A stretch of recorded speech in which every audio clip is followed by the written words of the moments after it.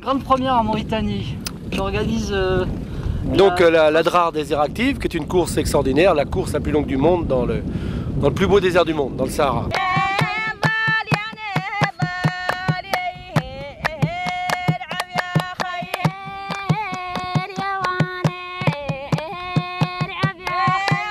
Ça y est, on est sur le... Oui, ben on est à un quart d'heure du départ, Ouais. on est à 15 minutes. Hein.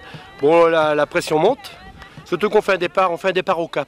Au cap 90, on est en plein désert, on est en plein sable, en pleine dune. On va partir, chacun est un petit peu inquiet. Il y a beaucoup qui ne connaissent pas encore le fonctionnement d'une boussole, c'est sable, mais vous savez, il y a le stress aussi de la course, quoi. Le stress de la course.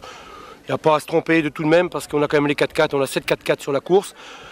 Et ils suivent les traces. Même un gars qui a un problème, il suit les traces, il se retrouvera toujours. Qu'est-ce qui t'a pris de faire une course aussi longue? En Mauritanie, parce que je remets toujours à mon vécu, à moi. J'ai fait mon Dakar-Paris à pied en solitaire en 95 et je veux ramener les gens sur mes traces un peu de ce que j'ai fait.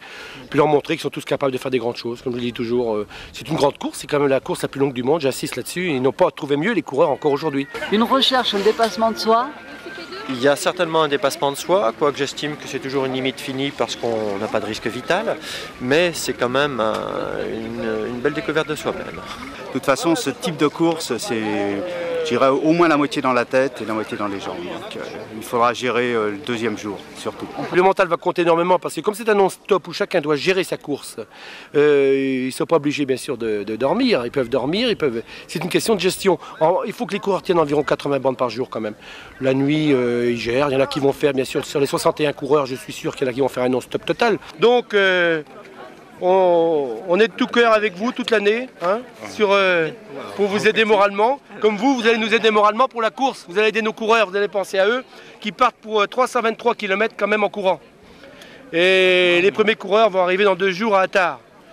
Donc, ce qui est extraordinaire, ils partent dans le sable. Le symbole de la Mauritanie, c'est quand même le sable, c'est le désert.